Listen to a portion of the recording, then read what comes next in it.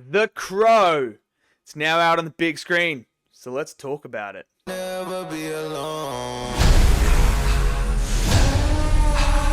Okay, so the newest and latest The Crow movie, is now out on the big screen, starring Bill Skarsgård. And look, the original Crow with Brandon Lee is a cult classic. There is a big following for that movie. There's people that absolutely adore that film. There's some people that think it's very overrated. There's some people down the middle who think, you know what, decent film, nothing to rave about, nothing to hate about, but it's just there in the middle. So when they were doing the remake, there's a lot of people that were like, why are we doing this? Why are we doing this and that? Trailers came out, didn't look the greatest. Then the embargo wasn't lifted for this movie until after the movie came out, which is a big and gigantic red flag. Now, when a company does that means they don't believe in their product. That means they don't want the reviews to come out because they want people to go and watch the film. So that was already a red flag. Now I've seen The Crow, and look, it's not good. It's not good. It's really not that good. Firstly, the dialogue is awful, man. Some of the dialogue I'm sitting there like, is this written by a student? It's not good. Like, they had lines in there where I was like, that's the best you could have come up with this moment? This is supposed to be like a catalyst moment in this movie for the characters, for the story. And you come up with this cheesy dialogue where I'm sitting there like, why? Why are we doing that? You could have written something way better than that. It's not that hard. And I mean, if this was a student project, I'd understand the level of writing there. I'd be like, that's cool if you're going for that. But they weren't. It's not. So I'm kind of questioning it and going, really? Are we going to do that? So the dialogue was not great. FKA, whatever her name is, Twig, she can't act. I'm sorry, she can't act. It was like a plank of wood. Just, there's no emotion, there's nothing, and you can't gravitate to the character because the performance. Look, she may be a great artist. She may be a fantastic singer, songwriter. That's fine. She can be great at that. But acting, she's not good. And she was not good in this movie. And I'm sitting there, every time she was on screen, it sucked the life out of me, her performance. I was like, ugh. Just, there's nothing there. There was no emotion, no nothing. Never felt real, never felt the connection between the two leads, the chemistry in that. And I was kind of like,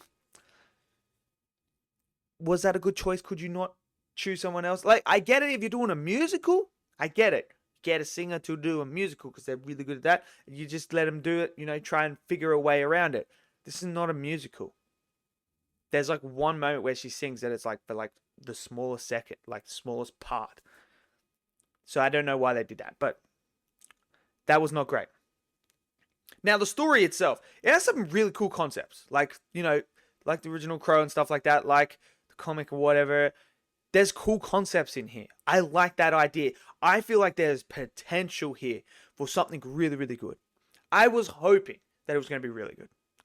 But after everything with the embargo and everything, my expectation was really low. And it somehow did not even get to my expectations. It was below that. And I feel like the themes that run through, you have so much rich themes, rich lore. You have all this in the makings to create something really spectacular. And it was like they wanted to go there, but then they were like, nah, we can't do that. We got pushed back. So they would push back on it and not develop those themes, develop the characters or anything like that. They were like, we need to just shy away from that. Give him the action, give him the superhero feel in that. Instead of actually going in, diving into these dark themes about loss, about love, about not being able to rest, trying to, resolve things and that, trying to save people, trying to get over your trauma and stuff like that. They stepped away from that and try and just deliver this like lifeless film, which was unfortunate because I wanted to like this film. I really did. And it's annoying. It really is. And like when you got someone like Bill Skarsgård in it, who's really good at acting, and you give him the dialogue and the direction and stuff like that. He tries, man. He tries to do his best he can do, but it's not enough. It really is not enough, and it fell flat in that aspect as well. And I was just kind of like, and the pacing of this film, oh my word, the pacing of this film. They expect you to believe that these two characters fall in love like that, just like that. There's no believability. They just skip over these characters. Like, there's something that happens to our main character, and it's kind of like skipped. It's never really dived into. It's never developed. So he becomes this one-dimensional character rather than having layers to him, where we understand the motive, we understand why he's pushing back here, why he's doing this, why is he doing it, why is all of a sudden he's gonna do it for her. You know, you can tell us, oh, he did it for love, but show us why he felt that love. Don't just gloss over it and move forward. And that's what this film does really bad, especially in the first act. It's just like, brrr. All right, cool. We've got him into the next bit now. Now here you go. You're gonna see him become the Crow. You're gonna see him become this superhero-like character. Yo, can we just take that step back and develop these characters? Like the villains as well. The villains, man, there's nothing to them as well. They're one-dimensional. It's just like, okay, this guy just wants eternal life. That's it. Why does he want eternal life? Why?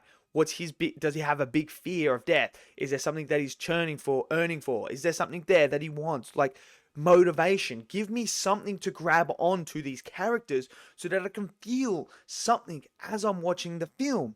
But there's nothing to feel. And that's what I mean. It's lifeless because there's no emotional attachment in any of the characters, which is a shame because that's what I look for. I want to be. You don't have to make me attached to every single character. Just one. Either the main character or the villain. Or even a secondary character. Just make me feel something for them. So that I can understand those characters and be like, okay, I get why they're doing this. This just is not it. I don't think they landed at all in this film. It's not good. There's problems with the dialogue. Some of the acting is questionable. The characters have no development. They're all one-dimensional. Look, the cinematography, there's some good cinematography in here as well. Sometimes it's a little bit like dark and gloomy and stuff like that. I really did like the in-between world though. I must say the in-between world looked cool. I really liked the design of it and the concept of it. That to me was the best part of it whenever he was in there and he was like doing that stuff. I thought that was really, really cool. But outside of that, there's just nothing else here. I mean, the action it's not great. It's just a guy walking through and tanking bullets. You know, it feels like a video game where you're just walking and you just, you know, you got invincibility on and it's just like you're getting shot and everything. You just walk through and then you just walk up to your person and just dead. That's what it felt like. Like, it's bloody and gory. There's some cool, like, moments, but outside that, there's nothing really to this film. So, unfortunately, I did not enjoy The Crow. Let me know what you guys thought. Maybe you did enjoy it. Smash it down in the comment section below. Smash that like button. Click subscribe. And I'll see you guys next video. Until then, stay safe. And peace out.